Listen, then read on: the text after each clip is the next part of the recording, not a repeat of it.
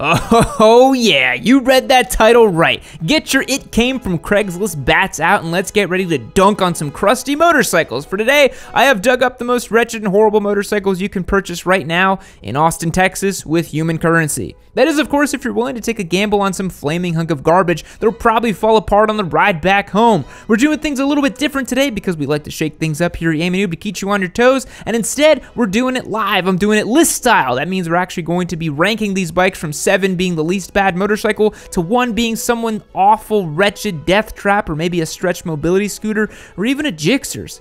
Why are Gixxers so awful? Nobody knows, but you know that those Suzuki boys are down in the comments right now, writing out a rebuttal riddled with spelling errors and angry emojis. Speaking of Gixxers, you know what you're gonna wish you have when you go to try pop a wheelie in front of some girls on the street corner or some pitiful attempt to seem cool, but instead you loop your bike and land flat on your butt in the middle of an intersection? Insurance. Yup, it's that lovable safety net between your squidding and your bank account. Instead of limping your bike home in shame and slowly rebuilding it with secondhand parts, get it fixed up right with Progressive. Can you believe Progressive is sponsoring it? It came from Craigslist video? I can't. Progressive is our newest partner on the channel. They offer policies starting as low as $79 a year, and that's less than you spend on sandwiches. Unless you're like Josh and you just love eating a ton of sandwiches every year. I'm not looking at a sandwich budget. Maybe I should. They also have gear and accessories coverage, so if you have any cool mods or a sick piece of GP helmet, you can get reimbursed for those too. Unless you have an M4 exhaust, in which case Progressive will have to pay for your bike shot by a rocket into the sun where it belongs. I'm not entirely positive on that last one, but regardless, you should click the link down below and get yourself a free quote to see how much you can save. Thanks again to Progressive for sponsoring this video. Now let's look at these truly awful, wretched motorcycle.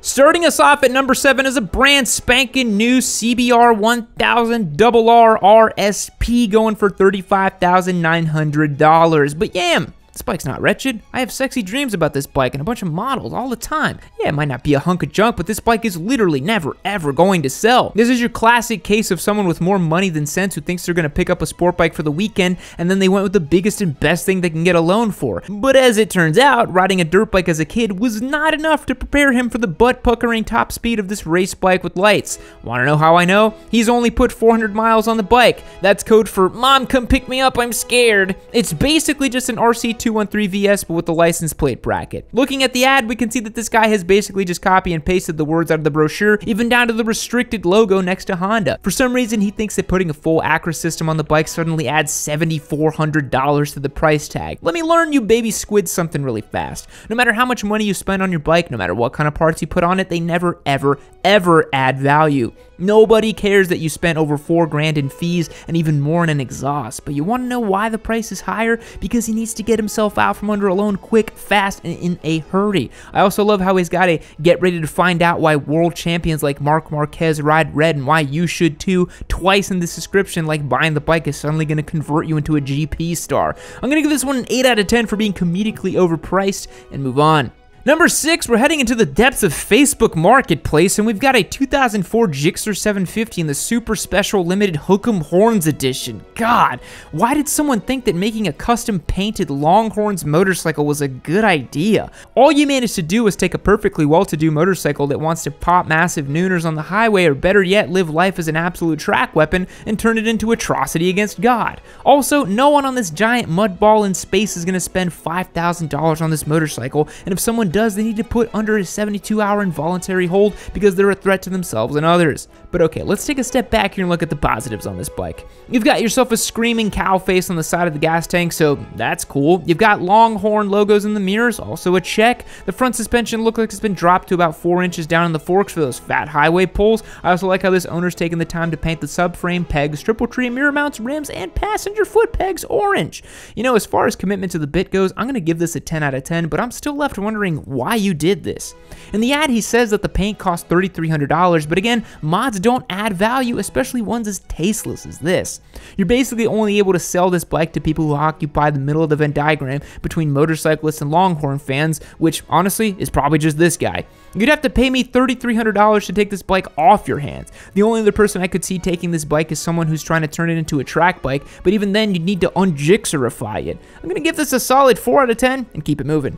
Number 5 today is going to go to this 1994 CBR 1000F. It looks like it got mauled by a great white shark, and then the corpse was attacked by a grizzly bear, and then it was run over by a semi-truck. We've only got the one picture here, but it's pretty clear that this motorcycle has seen some better days. The owner claims that the bike is a project/parts bike, so let's examine both of those claims, shall we? Let's start off as a project bike. Okay, from the top, you've gotten to the bike for $350, brand new set of plastics, which is call it $1,000. It's gonna be more than that for sure, but maybe you can get a deal on it. A new seat, let's call that $350. A new headlight assembly would probably run you a solid $500 all in, and a new tank needs painting. Let's chalk that up to $500. Adding that up, and we're at $2,700. But A, that's a conservative estimate, and B, that's just the stuff I can see. NADA puts a good condition CBR 1000F at $1,375, so we're way over that. An excellent quality bike can fetch you $4,780, but who knows how much work it will take to restore this thing. So rebuilding it is a wash, and what about parts? Well, the main thing of value in a parts bike situation is the engine, and who knows if it still even runs. My guess is no, so you're just buying a paperweight. I guess you can salvage the suspension, but I'm willing to bet that the forks aren't true anymore. This is a straight up zero, but it's almost priced right, so it's not the bottom of the list.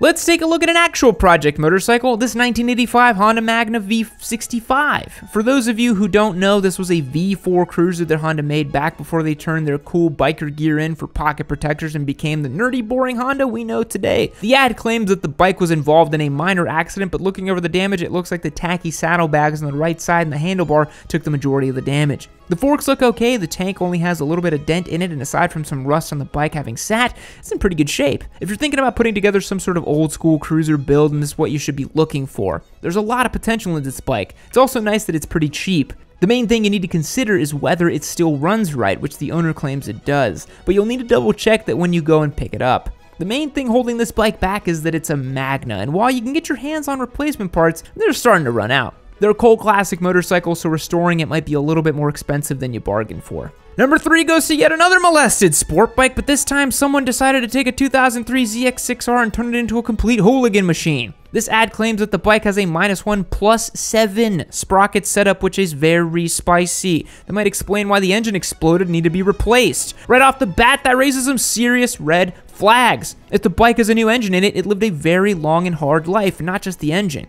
Stunt bikes like this are run hard and put away wet. What's weird to me is how immaculate the fairings are. Yeah, it's got a stunt cage on it, but a bike like this spends as much time on one wheel as it does tumbling down the pavement. I also need to take a moment to question the yellow frame, yellow cage, yellow swing arm on a bike with orange fairings. It literally makes my eyes bleed.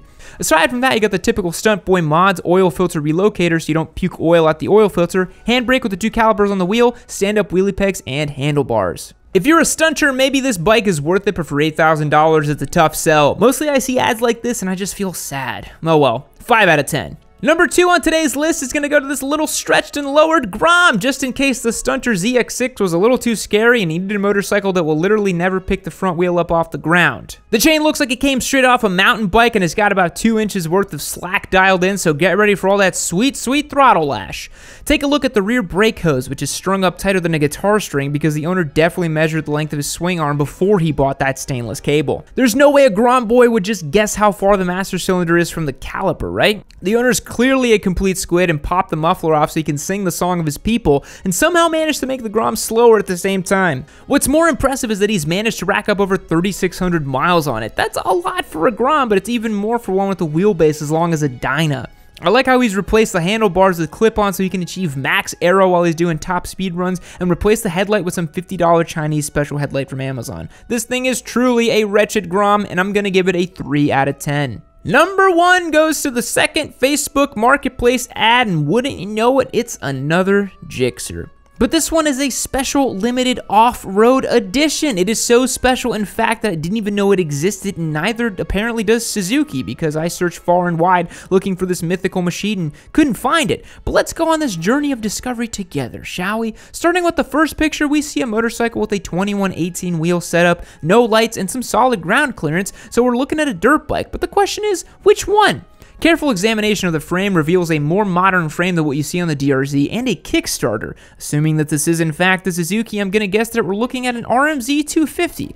Okay, so bike identified, let's see if it's worth any money. Short answer, no. It's a white turd. This bike has no front brake lever, the clutch lever looks broke, the bike has no exhaust, which I guess he just sort of lost, and it's also got a busted rear fender just in case that wasn't all enough. So it's a hunk of junk, and the owner literally has the nerve to charge a whole $2,000 for it. Let me tell you something, you'd be better off literally lighting $2,000 on fire than spending it on this piece of crap. I'm gonna give this bike a 2 out of 10 and go find some eye bleach. Thanks for watching today's episode of It Came From Craigslist. If you like this format, let me know in the comments down below. Be sure to subscribe to the channel, and we'll catch you on the next one. See you later. Between this and my desert sled, you might think I'm just some horrible biscotti boy, but really, if you click this video right over here, I will prove to you that I love more motorcycles than just Ducati biscottis. Click it and find out.